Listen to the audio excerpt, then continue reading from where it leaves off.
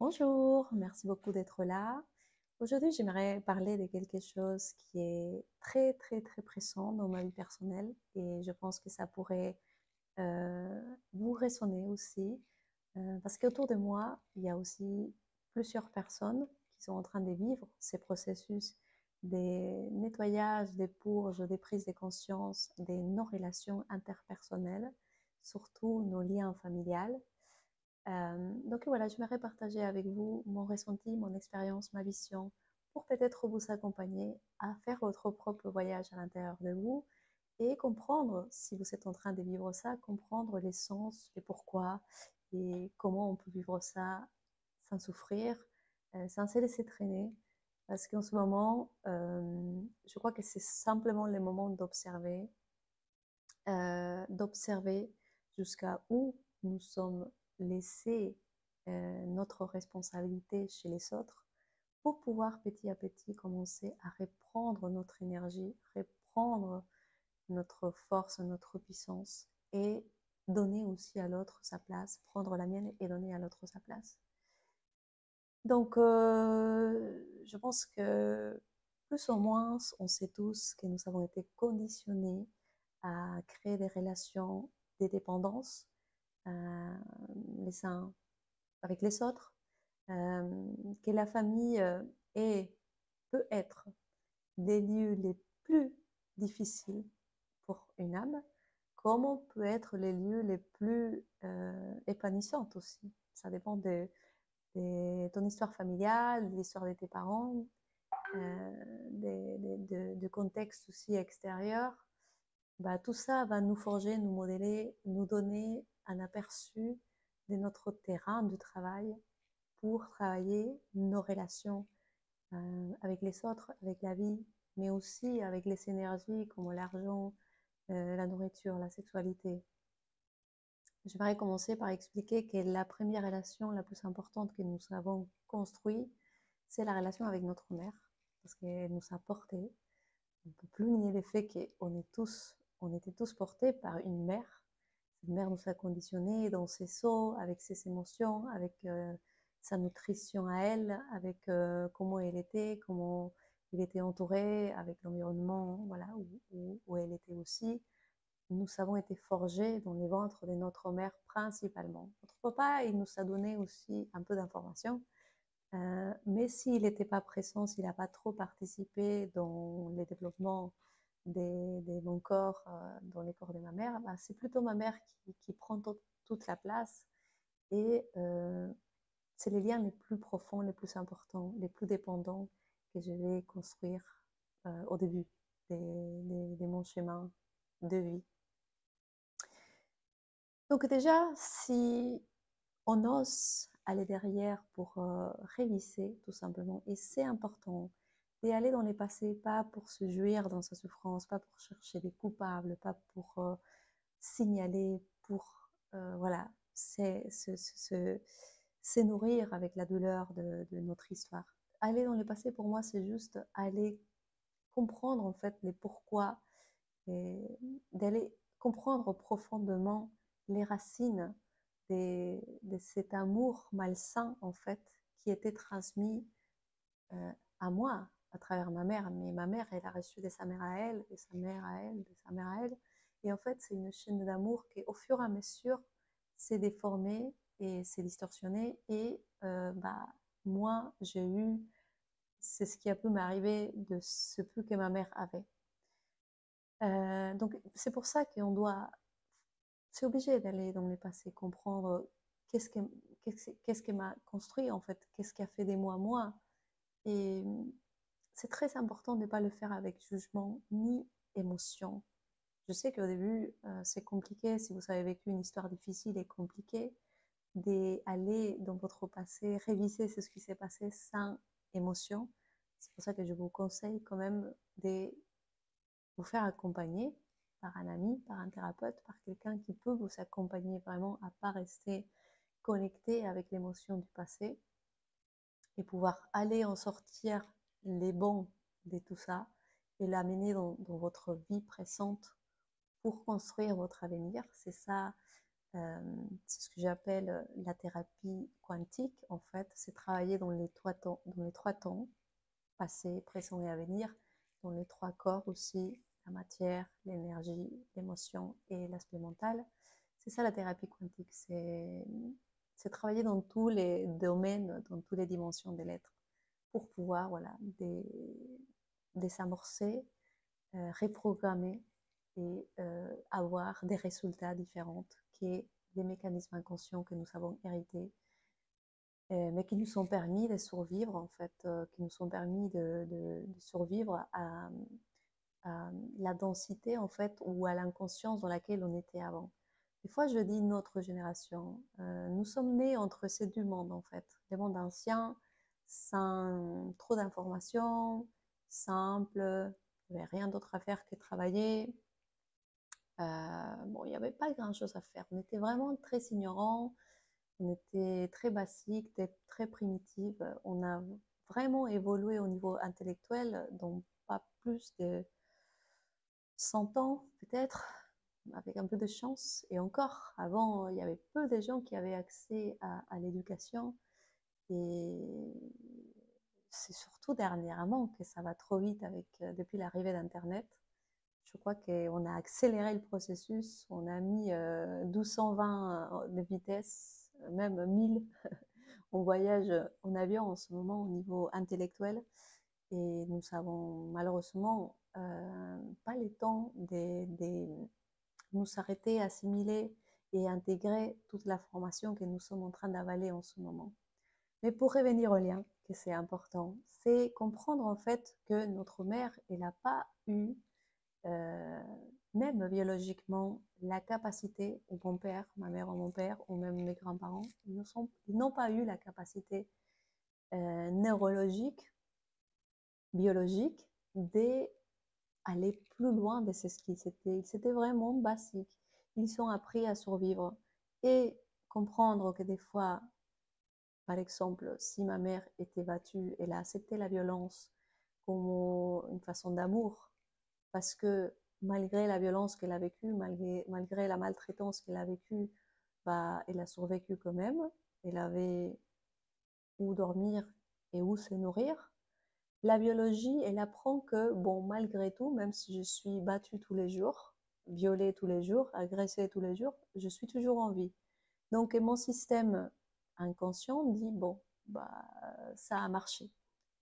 Donc, nous, inconsciemment, cellulairement, aujourd'hui, on continue encore à nourrir ces schémas, en fait. Il y a encore des femmes qui se font abattre aujourd'hui, qui acceptent la violence, qui acceptent quelqu'un qui les dénigre, qui accepte voilà, quelqu'un qui les détruise. C'est parce que cellulairement, elles croient que ces milieux et tous, c'est son max, en fait, qu'elles peuvent euh, atteindre, en fait. Je dis c'est que quand on ouvre sa conscience et on voit que c'est possible de faire différemment, qu'on peut aller chercher ces différemment. Si on n'a pas la vision des vers où on veut aller, si on n'a pas la vision de quels sont les possibles, bah on va chercher c'est ce que notre conscience limitée a la capacité de voir. C'est la faute des personnes. Des fois, je sais que c'est incompréhensible pour les gens qui sont dans les chemins de la conscience, d'accepter comment on peut encore continuer à manger des animaux si c'est terrible, c'est ce qui arrive aujourd'hui, je dis, parce qu'on n'a pas vu, on n'est pas connecté à l'animal, en fait. Notre mécanisme de survie est plus fort encore que notre niveau de conscience, notre état de conscience. Il faut manger, quoi. Donc, c'est des choses qui ont été programmées très profondément dans notre biologie. Et c'est là où nos relations sont hyper ancrées dans notre biologie. Et c'est pour ça que les liens avec la mère et avec les pères, ils restent tout le temps, enfin, tant qu'on ne décide pas de transcendre cette, cette modèle, en fait. Mais on est tellement éduqués d'une manière même, je dirais, infantile, on était castré, on est dépendant, on ne peut pas même envisager de dire non à nos parents, de mettre des limites à nos parents, de faire autre chose qu'aller voir nos parents ou voilà, sortir de ces milieux, en fait, qui des fois, ça peut être même toxique, mais on y va quand même tous les dimanches, on y va toutes les vacances, on y va quand même. On se sacrifie, on est capable de se sacrifier parce que nos parents l'ont fait. Et tout le monde se tire vers ce sacrifice, en fait, relationnel, pour soutenir un mode de vie qui a fonctionné avant, quand on était, euh, comment dire, on pouvait survivre qu'en tribu, en fait. La tribu s'est protégée. C'était un modèle très primitif où l'homme protégeait la famille, la femme était fragile, la femme elle était aussi un objet de la famille, elle appartenait au mari, les enfants, bon, ça servait à devenir plus tard un ouvrier. Bon, voilà, on connaît tous les modèles. Si vous ne les connaissez pas, je vous invite à vous intéresser un petit peu à fouiller dans l'évolution humaine. Et moi, j'ai réalisé que ça fait pas longtemps que l'être humain, il a développé ses côtés rationnels, ses côtés logiques, cette capacité de connecter des informations, de s'élargir, d'aller plus loin, d'explorer différents domaines. Et bien sûr, on devient de plus en plus intelligent et on peut faire de plus en plus des connexions. Et c'est ce que j'ai remarqué aussi, c'est que ça ne va plus en corrélation avec notre modèle familial. Parce que toutes les femmes qui sont déjà en train de se nourrir du monde, en fait, parce qu'avant, ton monde était ton petit village, ta famille est ton petit village. On ne voyageait pas, on n'allait pas trop loin, en fait. Aujourd'hui, ben, nous sommes, je crois que la première génération à avoir accès à des avions, à partir à l'étranger. Bon, les jeunes, très très jeunes aujourd'hui, bon, ils sont déjà, enfin, aller à l'étranger, on a Internet, on s'est nourri des autres cultures par Internet. On est tout le temps, mais tout le temps baigné par la culture planétaire. Bon, qu'avant, bon, peut-être nos parents ont voyagé un petit peu, mais bon, il n'y avait pas Internet, il n'y avait pas, comment dire, on ne se nourrissait pas autant de tout ce qu'il y a à, à, à apprendre des différentes cultures, des différents pays, des différents goûts, odeurs, façon de faire, façon d'être. Donc en fait, notre modèle familial n'est plus en résonance avec notre modèle planétaire. Moi, j'ai l'impression qu'on est tous invités à élargir euh, les modèles familiales, en fait. Et nous sommes, il y a des personnes, nous sommes en fait en ce moment dans cette cassure, en fait. Nous sommes en train de briser quelque chose avec notre propre famille de sang pour pouvoir ouvrir à la famille cosmique, j'appelle ça comme ça, c'est un mot un peu perché peut-être, mais bon, c'est juste la famille planétaire, quoi. Et nous avons envie de le faire. Nous avons envie d'aller nous connecter avec d'autres personnes, de voir comment c'est ailleurs. Mais si vous êtes en conscience, ça va faire moins du mal. On doit passer par une crise, par une rupture. On doit commencer à mettre des limites, à communiquer. Et qu'à partir de maintenant, on n'est plus la même personne, qu'on ne va pas venir tous les dimanches, qu'on va faire différemment, que je ne continue plus à reproduire les mêmes rituels, bah, je n'ai pas envie de manger tous les dimanches les mêmes plats, j'ai envie de parler d'autres sujets, j'ai envie de faire différemment. Et en fait, c'est comme ça que nous devenons les moutons noirs. Je ne sais pas pourquoi on s'appelle les moutons noirs, mais bon. Les moutons noirs de la famille, c'est parce que nous commençons à chercher d'autres voies de faire, d'être. Et je vous invite à accepter de que c'est indispensable de vivre cette crise relationnelle.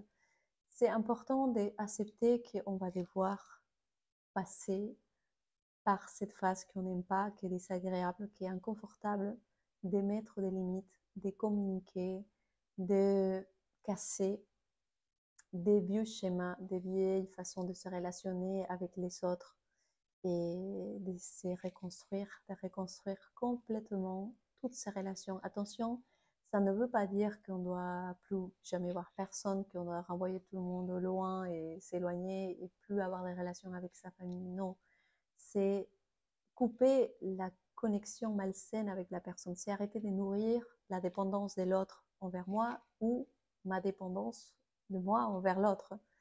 C'est couper ces liens malsains pour rétablir un nouveau lien. Si la personne nous aime vraiment et qu'elle est dans un état de conscience où elle comprend que on est tous appelés à le faire à un moment ou l'autre, cette relation va continuer, cette relation va se transformer. Mais si la personne, elle ne veut pas sortir de sa 3D, de son mode dépendance, de son mode projection, j'attends de toi, si tu viens pas, je suis triste, son mode manipulateur, manipulatrice, c'est là en fait où malheureusement nous ne pourrons pas maintenir une relation avec ces personnes-là.